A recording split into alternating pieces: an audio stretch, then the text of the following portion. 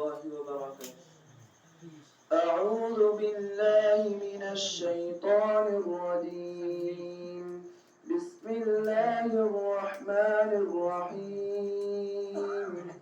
سبحان الذي أسرى بعبده ليلا من المسجد الحرام إلى المسجد الأقصى الذي باركنا حوله لنريه من آياتنا إنه هو السميع البصير.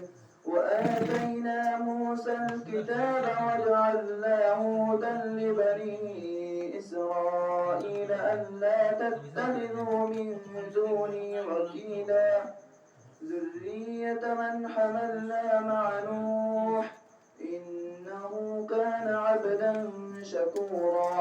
وقضينا إلى بني إسرائيل في الكتاب لتفسدن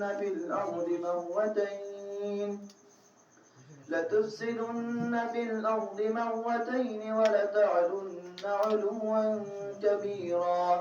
فإذا جاء وعد أولاهما بعثنا عليكم عبادا لنا أولي بأس شديد فجاسوا خلال الديار وكان وعدا مفعولا.